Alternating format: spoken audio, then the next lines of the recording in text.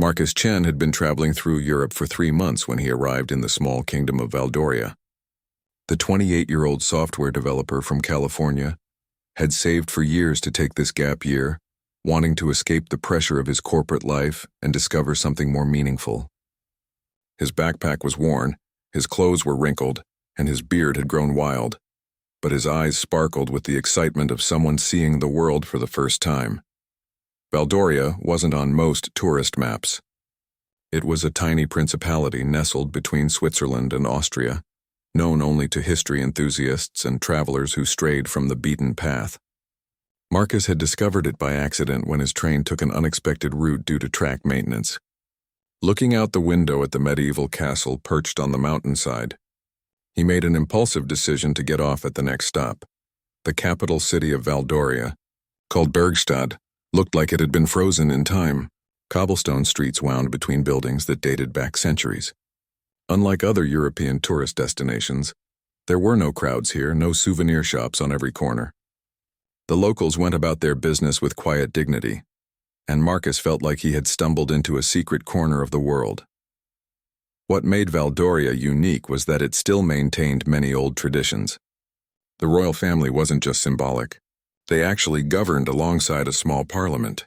The palace in the center of Bergstad was a working residence, and royal guards in traditional uniform stood at attention at every entrance. These weren't ceremonial positions. The guards were real soldiers, trained and serious about their duty. Marcus checked into a small guest house run by an elderly woman named Frau Weber. She spoke limited English, but her warm smile and freshly baked bread made him feel welcome. After settling in, he grabbed his camera and headed out to explore. The afternoon sun cast a golden glow over the ancient buildings, and Marcus felt his stress melting away with each step. He wandered through the old town, photographing everything that caught his eye. The flower boxes on windowsills, the fountain in the central square, the way the light played off the cobblestones. Eventually, his path led him to the palace grounds. The building was magnificent, with white stone walls and towers that reached toward the sky.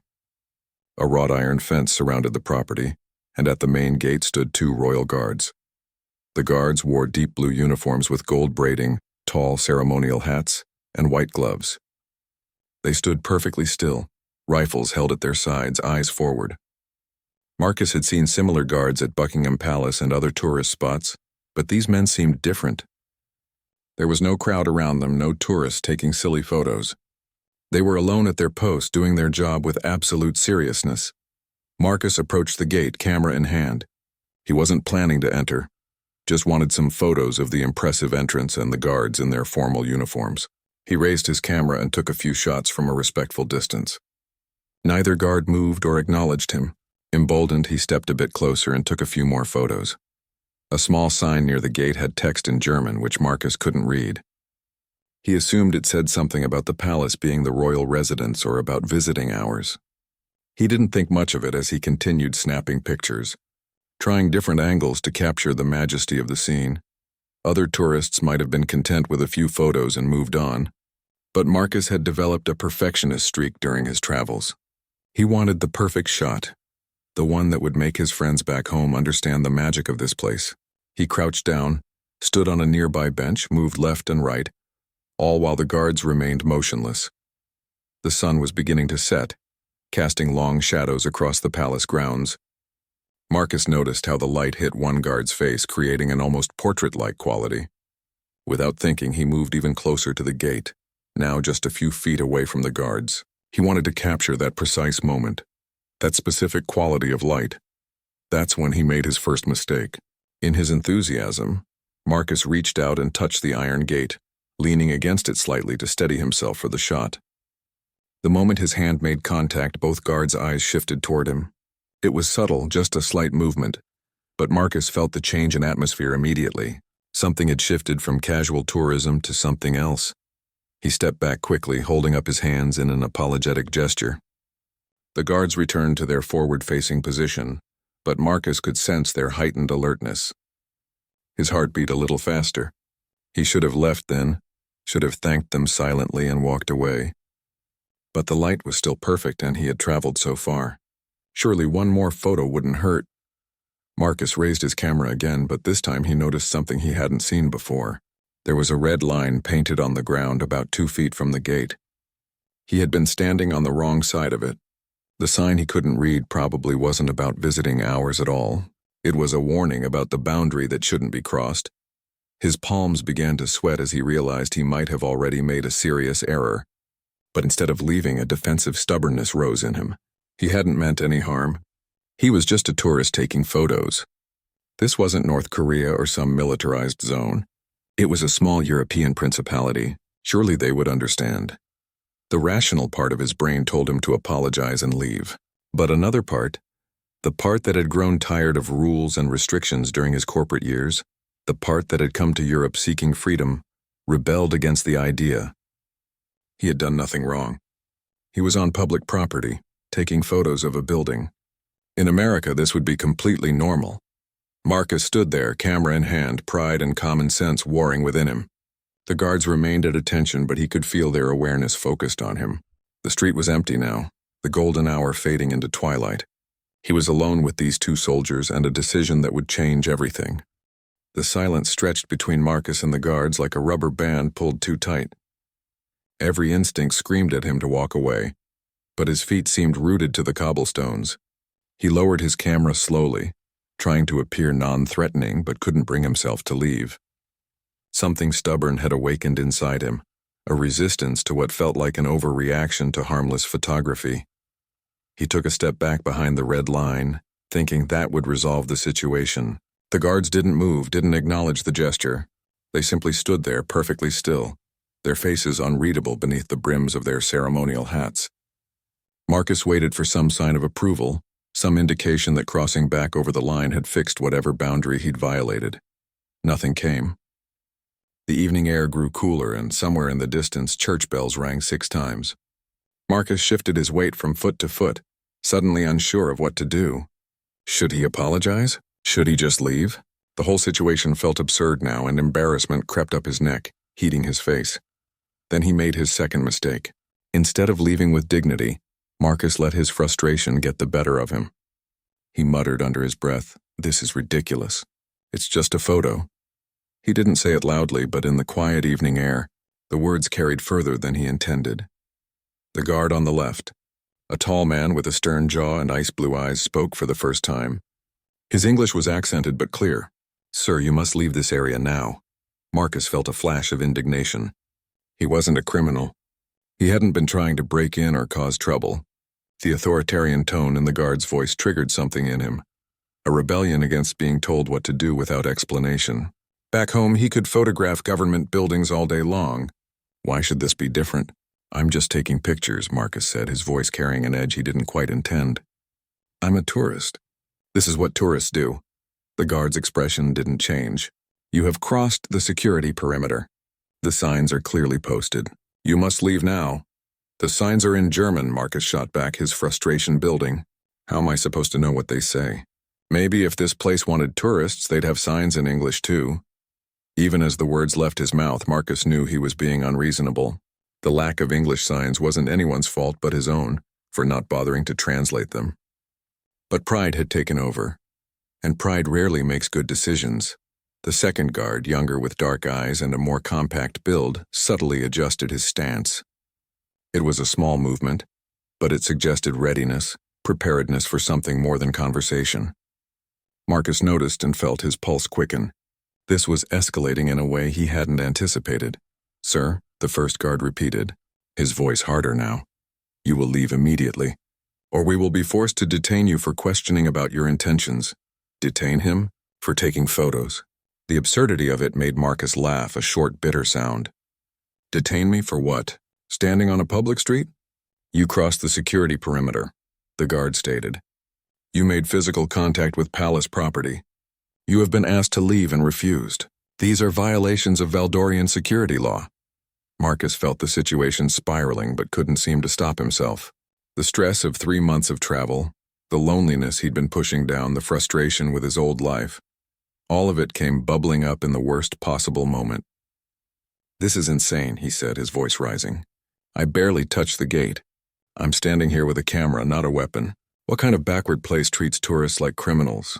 The moment the word backward left his lips, Marcus saw something change in the first guard's eyes.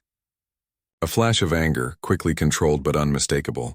He had insulted not just the guards, but their country, their duty, their entire way of life. The air between them crystallized into something dangerous. "Final warning," the guard said, his voice now cold as winter stone. "Leave now or you will be arrested." Marcus's hand started to shake. Part of him wanted to apologize, to de-escalate, to run back to Frau Weber's guest house and pretend this never happened. But another part, the stubborn, foolish part, couldn't let it go. He pulled out his phone, thinking maybe if he recorded this, it would show how unreasonable they were being. "You know what?" Marcus said, holding up his phone. "I'm recording this.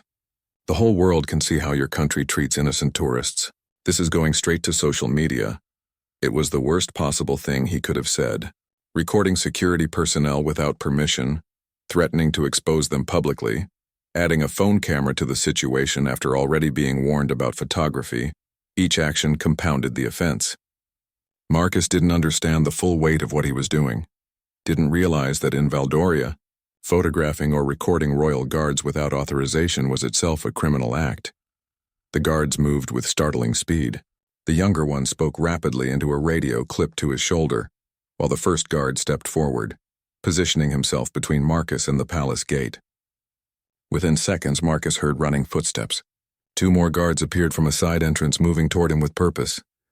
"Wait," Marcus said, lowering his phone, reality finally crashing through his defensive anger. "Wait, I'm sorry." "I'll leave." "Too late," the first guard said. "You've been warned multiple times. Put down the phone and place your hands where we can see them." Panic seized Marcus's chest. This couldn't be happening. He was supposed to be on an adventure, discovering himself, finding peace. Instead, he was about to be arrested in a country he knew nothing about, where he didn't speak the language, where his American citizenship meant nothing. "Please," he said, his voice cracking. "I didn't mean to cause trouble. I'll delete the photos. I'll delete everything." The 4 guards now surrounded him in a loose semicircle. They hadn't drawn weapons, but their body language communicated absolute authority. The first guard extended his hand. "Give me the phone." Marcus's hand trembled as he handed it over. His earlier bravado had completely evaporated, replaced by cold, creeping fear. What had he done? Why hadn't he just walked away when he had the chance? This entire disaster could have been avoided if he'd simply been respectful and left when first asked. The guard examined the phone briefly, then nodded to his colleagues. "He will come with us for processing. The commanding officer will determine the charges." "Charges?" Marcus's voice came out as a whisper. "What charges?" "Violation of security perimeter, physical contact with protected property, refusal to comply with lawful orders from royal guards, unauthorized recording of security personnel, and public disturbance," the guard recited as if reading from a manual. "You will be held until the matter is resolved." Marcus felt his knees go weak. This wasn't a movie or a misunderstanding that would be cleared up with a laugh. These were real charges that could have real consequences. He thought of his parents back home, of his job that might not be waiting when he returned, of his carefully planned adventure turning into a nightmare. The guards led Marcus through a side entrance of the palace grounds, his camera and phone now in their possession. His hands weren't cuffed, but 2 guards walked close beside him while the other 2 followed behind. The message was clear: there would be no running, no escaping this situation he had created for himself. They walked down a stone corridor lit by modern fluorescent lights that seemed wrong in the ancient building. The clash between old and new mirrored Marcus's own internal conflict. Everything felt surreal, like he was watching himself from outside his body, unable to believe this was actually happening. Just an hour ago, he'd been a carefree traveler seeking the perfect photograph. Now he was being escorted by armed guards, facing criminal charges in a foreign country. His stomach churned with nausea. What would his parents think? His mother had been worried about him traveling alone, had made him promise to be careful, to follow the rules, to not take unnecessary risks. He'd assured her he was responsible, that nothing bad would happen. Now he imagined having to call her from a Valdorian jail cell, trying to explain how a simple photo opportunity had spiraled into an international incident. The guards brought him to a small, plain room with white walls, a metal table, and 3 chairs. It looked like interrogation rooms he'd seen in movies, and that comparison made his anxiety spike even higher. One guard gestured to a chair. "Sit, someone will speak with you shortly." Marcus sat, his legs feeling like jelly. The door closed, and he was alone. The room had no windows, just harsh overhead lighting that seemed to expose every mistake he'd made. He put his head in his hands, trying to process what had happened. How had he been so stupid? Looking back at the sequence of events, he could see each moment where he could have made a different choice. He could have stayed behind the red line. He could have left when the guard first spoke. He could have apologized instead of arguing. He could have accepted the cultural difference instead of demanding things work the way they did back home. Each decision point had offered him an exit, and each time his pride had chosen escalation. The worst part was knowing he'd been wrong from the start. The guards hadn't been cruel or unreasonable. They'd been doing their job, protecting the palace as they were trained to do. He had been the problem, bringing his own frustrations and expectations into a situation that required respect and humility. He'd treated their country like a theme park, their traditions like inconveniences, their authority like a personal insult. Marcus thought about all the other travelers he'd met during his journey. They'd told stories of getting lost, trying strange foods, struggling with language barriers, but they'd done it all with good humor and respect. None of them had ended up detained by royal guards. Why? Because they understood what he had failed to grasp. Traveling wasn't about imposing your own rules on other places. It was about adapting, learning, respecting the customs and laws of the places you visited. He remembered a conversation he'd had with an Australian couple in Prague. They talked about the importance of being a good ambassador for your country while traveling. When you're abroad, the man had said, you represent everyone from your home. Your behavior reflects on all of us. Marcus had nodded along, thinking he understood. But understanding intellectually and practicing in reality were two very different things. Time crawled by. Marcus had no way to know how long he'd been sitting there. His phone was gone and there was no clock in the room. It felt like hours, though it might have been only 30 minutes. The isolation gave him too much time to think, to replay every moment, to sink deeper into regret. He thought about the guard's face when he'd called Valdoria backward. That moment kept coming back to him, sharp and clear.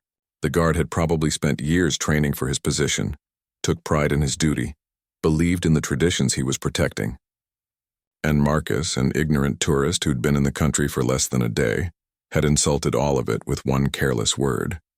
Shame washed over him in waves. This wasn't who he wanted to be. He'd left California partly because he'd felt like corporate culture was making him cynical and selfish.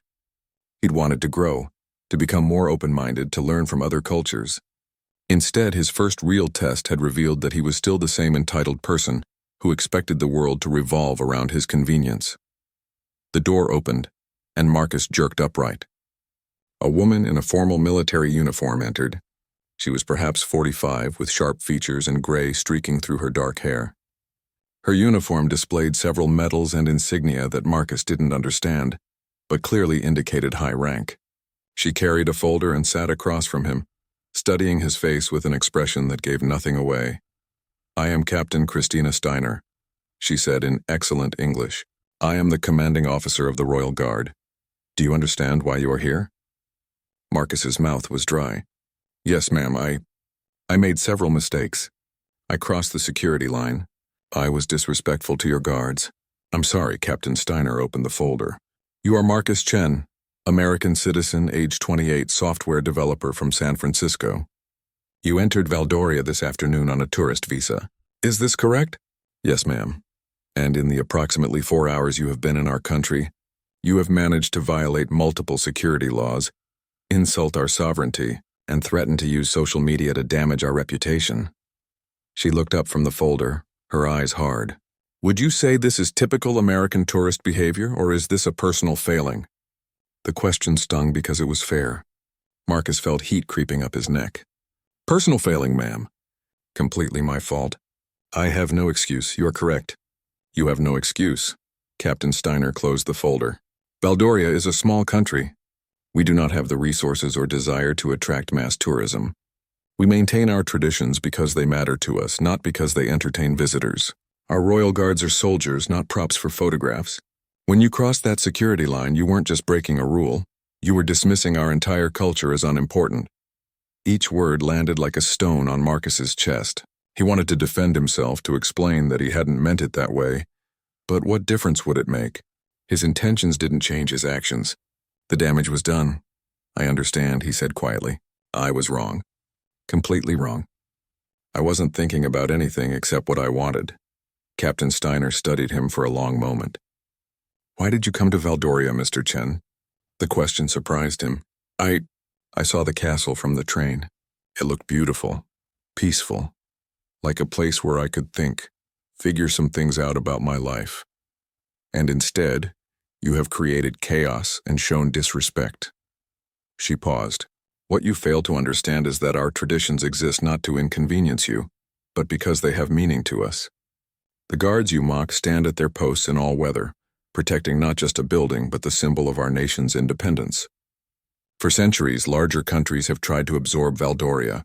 We survive because we are vigilant, because we take our sovereignty seriously. Your casual dismissal of our security measures isn't harmless.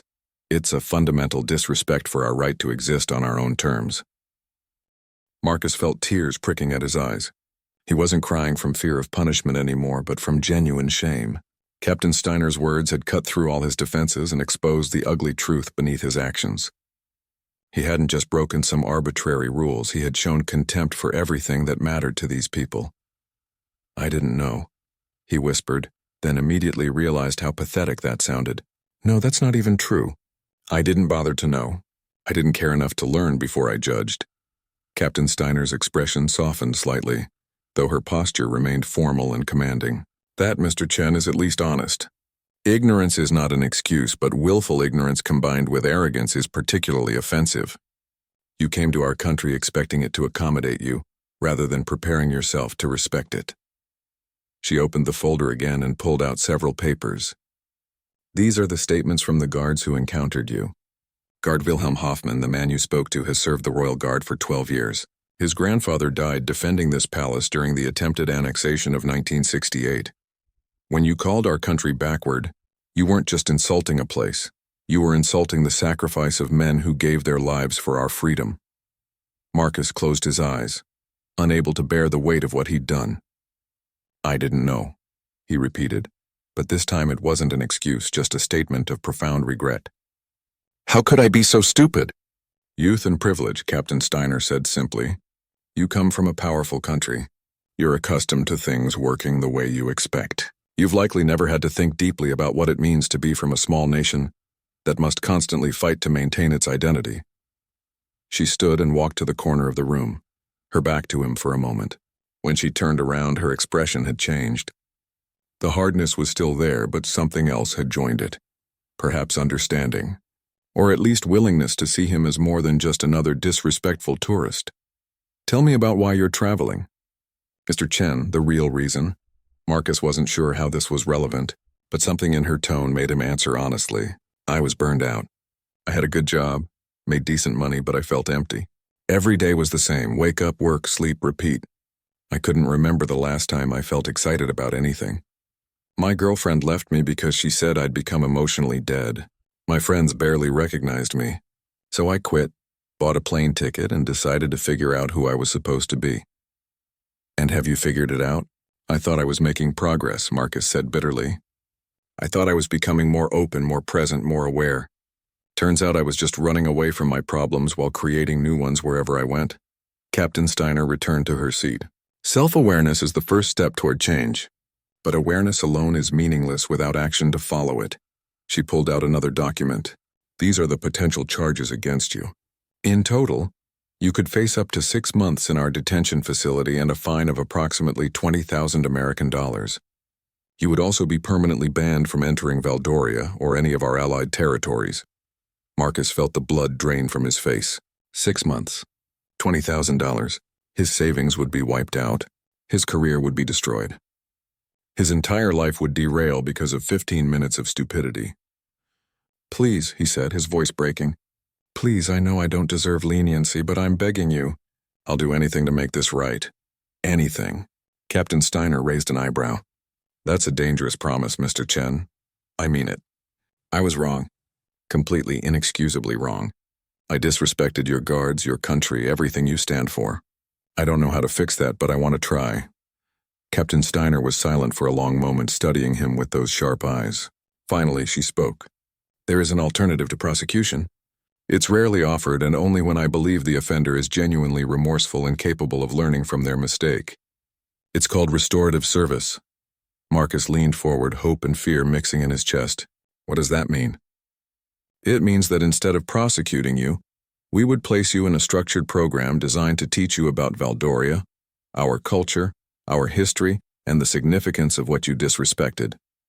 You would work alongside our staff, learning our language, understanding our traditions, and performing community service. The program lasts 2 weeks and is intensive. At the end, you would appear before a review board. If they believe you have genuinely learned and changed, the charges will be dismissed. If not, you face the full penalty, 2 weeks. It meant staying in Valdoria, delaying his travel plans, submitting to their authority. But compared to 6 months in detention and financial ruin, it was an incredible gift. Marcus didn't hesitate. Yes, I'll do it. Thank you. Don't thank me yet, Captain Steiner warned. This program is not easy. You will work long hours. You will be challenged physically and mentally. You will be required to face exactly what your actions represented and why they were harmful. Many who enter this program don't complete it. They choose prosecution instead because it's actually easier than the work required to truly change. I'll complete it, Marcus said with more confidence than he felt. I promise, Captain Steiner stood. You will stay in supervised housing. Your passport will be held until the program is complete. You will report to Guard Hoffman at 6 o'clock tomorrow morning. He will be your primary supervisor and instructor. Marcus felt his stomach drop. Guard Hoffman, the man whose grandfather had died defending this palace, the man Marcus had insulted and dismissed. He's going to hate me. Probably, Captain Steiner agreed. But that's part of your lesson. You don't get to avoid the consequences of your actions just because they're uncomfortable. You will work directly with the person you harmed, and you will learn to see him as a human being with a story, not as an obstacle to your perfect photograph. She walked to the door, then paused. Mr. Chen, I'm giving you this opportunity because I see something in you that reminds me of my own son. He also traveled abroad after university, seeking meaning. He also made mistakes, though thankfully not as severe as yours. But he learned and he grew and he came home a better man. I hope the same for you. Tears spilled down Marcus's cheeks now, unrestrained. Thank you, he managed. I won't waste this chance. See that you don't. Guard Hoffman and the others risk a great deal by participating in this program. If you fail, it reflects poorly on their judgment. Don't let them down. 2 guards entered to escort him to his temporary housing. As Marcus stood on shaky legs, Captain Steiner added one more thing. Your phone and camera will be returned at the end of the program. Until then, no contact with the outside world except one supervised call to inform your family you're safe. Use these 2 weeks to focus inward rather than broadcasting outward. You might be surprised what you discover. The housing turned out to be a small apartment above a bakery, simple but clean. A cot, a desk, a bathroom, and nothing else. No television, no internet, no distractions, just Marcus and his thoughts. The guards left him with instructions to be ready at 5:30 the following morning. They would collect him for his first day. Alone in the quiet room, Marcus sat on the cot and finally let himself fully process what had happened. The cocky traveler who had argued with royal guards seemed like a stranger now. In his place sat a humbled, frightened young man who had narrowly avoided destroying his entire future, and was now facing the much harder task of actually changing who he was. The knock came at 5:30 sharp. Marcus had barely slept, his mind cycling through anxiety and determination. He opened the door to find Guard Hoffman standing in civilian clothes, dark pants and a simple jacket. Without his formal uniform, he looked younger than Marcus had thought, perhaps 35, with lines around his eyes that suggested someone who smiled often, though he certainly wasn't smiling now. Good morning. Mr. Chen, Hoffman said, his tone professional but not warm. Are you ready? Marcus nodded, not trusting his voice. They walked through the quiet streets of Bergstadt as dawn painted the sky in shades of pink and gold. The beauty of the morning felt almost painful. Marcus was seeing the city differently now, understanding that every cobblestone, every building, every tradition represented generations of people fighting to preserve their identity. Hoffman led him to a community center near the palace. Inside, several older Valdorians were already gathered, preparing breakfast for a food distribution program. Hoffman gestured to an apron hanging on the wall. You'll start here. These volunteers feed approximately 60 families every morning. Elderly citizens, disabled veterans, people struggling financially. You'll help them. Marcus tied on the apron and approached the nearest volunteer, an elderly woman with white hair pulled back in a bun. She looked at him with curiosity but not hostility. Hoffman spoke to her in German, clearly explaining who Marcus was and why he was there. Her expression shifted to something unreadable. Then she nodded and handed Marcus a large pot. "Potatoes," she said in heavily accented English. "You peel." For the next 3 hours, Marcus peeled potatoes, chopped vegetables, stirred soup, and washed dishes. The work was simple but physically demanding. The volunteers chatted around him in German, occasionally translating something for his benefit. An older man named Joseph showed him the proper way to cut vegetables for soup. A middle-aged woman named Greta taught him a folk song they sang while working. No one mentioned his crime. No one treated him with obvious contempt. They simply included him in their work. When the food was prepared, Marcus helped serve it to the families who came through. Each person who received a meal thanked the volunteers with genuine gratitude. Marcus saw children with bright eyes, elderly men who stood proudly despite their circumstances, women who managed to smile even when collecting charity. These were the real people of Valdoria, not the picturesque buildings he'd wanted to photograph. After the service ended and cleanup was complete, Hoffman took him to a small classroom in the palace complex. Inside were several books, papers, and a language learning program on an old computer. "You will spend 3 hours each afternoon studying Valdorian history and beginning German language," Hoffman explained. "Our country has existed in some form for over 800 years. You should know at least the basics of what you dismissed as backward." Marcus sat at the desk as Hoffman pulled out the first book. It was a history text in German with English translations. Hoffman opened to a chapter with old photographs. "This is Bergstadt in 1968, he said, pointing to a picture of the city with military tanks in the streets. A neighboring country attempted annexation. They thought we were too small to resist, that we would simply accept absorption into their territory. The photographs showed civilians forming human blockades, royal guards vastly outnumbered but standing firm, and eventually international mediators arriving to negotiate. We maintained independence," Hoffman continued, "but at great cost. 17 soldiers died, including my grandfather, Franz Hoffman. He was 24 years old, recently married, with a son. My father, only 3 months old." Marcus looked at the photograph Hoffman indicated. A young man in a Royal Guard uniform smiling at the camera, unaware of the fate that awaited him. "He looks like you," Marcus said quietly. "So I'm told." Hoffman's voice was controlled, but emotion flickered beneath the surface. "I never met him, but I grew up hearing stories. He believed that a country's dignity came from standing for its principles, even when challenged by greater power. He chose to be a royal guard because he wanted to protect that dignity. When you called our country backward, when you dismissed our security measures as theatrical nonsense, you were saying his sacrifice meant nothing." The words hung in the air between them. Marcus felt his throat tighten. "I'm so sorry," he whispered. "I can't imagine how offensive that must have been." Hoffman closed the book. "The apology is a start, but words are easy. Captain Steiner believes you're capable of genuine change. I'm not yet convinced, but I'm willing to give you the opportunity to prove her right." Over the following days, a pattern emerged. Mornings at the community center, afternoons studying history and language, evenings writing reflection papers about what he'd learned. Hoffman was a patient but demanding teacher. He corrected Marcus's German pronunciation, explained cultural contexts, and shared stories that brought the history to life. Marcus learned about Valdoria's unique democracy, where the royal family worked alongside elected officials to govern. He learned about the traditional festivals that celebrated centuries-old customs. He learned about the artists, musicians, and writers who had chosen to stay in their small country, rather than seeking fame abroad, believing their work was more meaningful when rooted in their culture. On the 5th day, Hoffman took Marcus to a military cemetery. Rows of white headstones marked the graves of soldiers who had died protecting Valdoria. Hoffman stopped at one particular grave. Franz Hoffman, 1944-1968. Below the name was an inscription in German. "What does it say?" Marcus asked. "He stood firm when others would have fled," Hoffman translated. "It's from an old Valdorian poem about courage. My grandmother chose it." Marcus knelt beside the grave, placing his hand on the cold stone.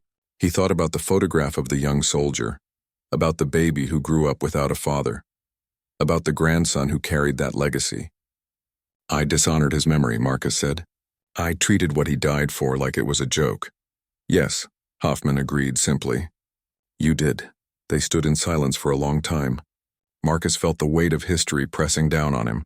Not just Franz Hoffman's story, but all the stories represented in this cemetery, all the lives given to preserve something he'd casually dismissed. For the first time in his adult life, he felt small in a way that had nothing to do with his personal problems. The world was so much bigger than his search for meaning, and his actions rippled outward in ways he'd never considered. That evening, Marcus wrote his longest reflection paper yet. He wrote about privilege and perspective, about how easy it was to judge what you didn't understand, about the difference between being a tourist and being a traveler. A tourist takes, he wrote, a traveler exchanges. A tourist sees foreign customs as obstacles or entertainment. A traveler sees them as invitations to understand different ways of being human. On the 8th day, Hoffman began teaching Marcus about the Royal Guard training. They spent the morning at the community center as usual, but in the afternoon Hoffman took him to the training grounds. Several young recruits were practicing drills, standing at attention, marching in formation, demonstrating discipline and focus. This is what it takes to become a Royal Guard, Hoffman explained. Physical conditioning, weapons training, emergency response, diplomatic protocol, and most importantly, understanding why we stand at those posts. It's not about looking impressive for tourists. It's about embodying our nation's commitment to vigilance and sovereignty. Marcus watched the recruits train for hours. Their dedication was obvious, their seriousness absolute. These weren't people playing dress-up or performing for cameras. They were soldiers preparing to defend their country if called upon, just as generations before them had done. Can I try? Marcus asked suddenly. Hoffman looked surprised. Try what? Standing post. Not in uniform, obviously, but I want to understand what it feels like to stand there with that responsibility. Hoffman considered for a moment, then nodded. He positioned Marcus in the training yard, showed him the proper stance. Feet positioned exactly so, back straight, eyes forward, hands at sides. Now stand there. For 1 hour. Don't move unless I give you permission. The first 10 minutes were easy. Marcus stood in position, maintaining the stance Hoffman had shown him. The training yard was quiet, with only the sound of recruits practicing elsewhere on the grounds. He felt foolish standing there in civilian clothes, pretending to be something he wasn't, but he was determined to understand. By 20 minutes, his legs began to ache. The position required more muscle engagement than he'd anticipated. His back started to complain, his shoulders tensed, his feet hurt. He wanted to shift his weight, to stretch, to move even slightly. But Hoffman stood nearby watching, and Marcus refused to quit. At 30 minutes, a fly landed on his face. It crawled across his cheek, tickling maddeningly. Every instinct screamed to swat it away, but he remembered watching the Royal Guards remain motionless despite distractions. He kept his hands at his sides, letting the fly explore his face until it eventually flew away. By 45 minutes, Marcus understood something profound. This wasn't just about physical discipline. It was about mental strength, about choosing duty over comfort, about representing something larger than yourself. The guards stood at their posts for hours every day in heat and cold, rain and snow, because what they protected mattered more than their personal discomfort. When the hour finally ended, Marcus's legs trembled as he relaxed his stance. Hoffman approached with an unreadable expression. "How do you feel?" "Like I've been incredibly stupid," Marcus answered honestly. "That was just 1 hour in perfect weather with nothing actually at stake. Your guards do this every day, protecting something real, and I mocked them for it." For the first time, something close to approval flickered in Hoffman's eyes. "Now you begin to understand." The remaining days of the program passed quickly. Marcus threw himself into every task with genuine effort. He helped repaint the community center, assisted with a school program teaching children about Valdorian history, and spent hours practicing German until his pronunciation improved. He read everything Hoffman assigned and wrote thoughtful reflections that went beyond what was required. On the 12th day, Hoffman took him back to the palace gates where everything had started. The same 2 guards stood at their posts, Hoffman himself and his younger colleague Carl Becker. They were in full uniform again, and seeing them there, Marcus felt a wave of emotion crash over him. "I need to apologize properly," Marcus said. "To both of them. The way I should have from the beginning." Hoffman studied him for a long moment, then nodded. He walked to the gate and spoke quietly to guard Becker, who stepped aside. Hoffman remained at his post while Becker approached Marcus. "Guard Becker," Marcus began, his voice steady despite his nervousness. "I owe you an apology. When I was here before, I disrespected you, your position, and your country. I treated you as an obstacle rather than as a person serving with honor. I was arrogant and ignorant, and I'm deeply sorry for how I behaved." Becker's expression remained formal, but he nodded acknowledgement. "Apology accepted, Mr. Chen." Marcus turned to Hoffman, who maintained his post position, eyes forward. Speaking to someone who couldn't look back or respond felt strange but also appropriate. It forced Marcus to speak from genuine remorse rather than seeking validation. "Guard Hoffman, you deserved better than what I gave you. You were doing your duty with dignity, and I insulted not just you but your grandfather's memory and everything your family has sacrificed for Valdoria. I can't undo what I said or how I acted, but I want you to know that these past 2 weeks have changed me. I understand now what I couldn't see before, that your traditions aren't backward, they're the opposite. They're evidence of a culture that values principle over convenience, that maintains its identity despite pressure to conform. I'm grateful you and Captain Steiner gave me the chance to learn that instead of just punishing me for my ignorance." Hoffman remained motionless, but Marcus saw his jaw tighten slightly, the only indication he'd been heard. Marcus stepped back, feeling simultaneously lighter and heavier. The apology had been necessary, but it didn't erase what he'd done. The next day was his final review. Marcus stood before a panel of 3 people: Captain Steiner, Hoffman, now in civilian clothes, and an older gentleman introduced as Minister Ernst Weber, who oversaw the restorative justice program. They reviewed his reflection papers, discussed his participation in community service, and asked detailed questions about what he'd learned. "Mr. Chen," Minister Weber said, "you came to Valdoria as a tourist seeking personal meaning. Instead, you found yourself forced to reckon with your own assumptions and privileges. In your reflection papers, you write extensively about the difference between taking and exchanging, between consuming culture and respecting it. Can you explain what you mean?" Marcus took a breath, organizing his thoughts. "When I arrived, I saw Valdoria as existing for my benefit.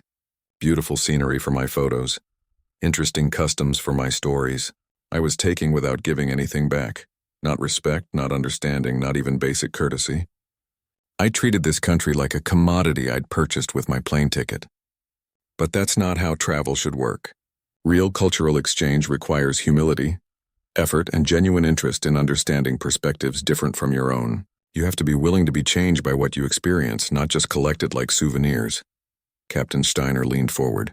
"And if you could return to that moment at the gate, knowing what you know now, what would you do differently?" "Everything," Marcus said simply. "I would read the signs or ask someone to translate them. I would respect the boundary line. When Guard Hoffman spoke to me, I would apologize immediately and leave. But more than that, I would arrive with a different mindset entirely. I would spend time learning about Valdoria before forming opinions about it. I would approach your customs with curiosity rather than judgment. I would remember that my comfort and convenience aren't the center of the universe." The panel members exchanged glances. Hoffman spoke for the first time.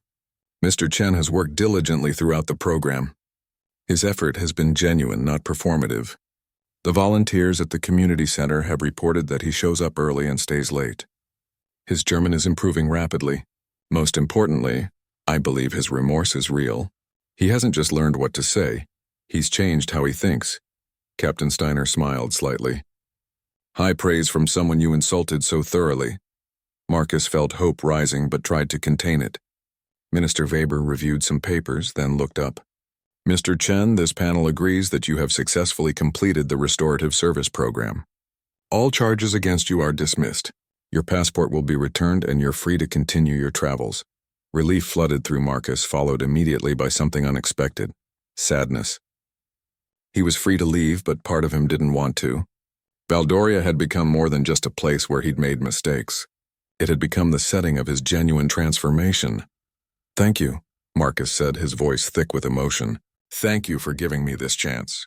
I know I didn't deserve it. Perhaps not, Minister Weber agreed. But Captain Steiner saw potential in you, and Guardian Hoffman was willing to invest his time in proving her right. Don't waste their faith in you. After the formal proceedings ended, Marcus walked outside with Hoffman. The late afternoon sun cast long shadows across the palace grounds.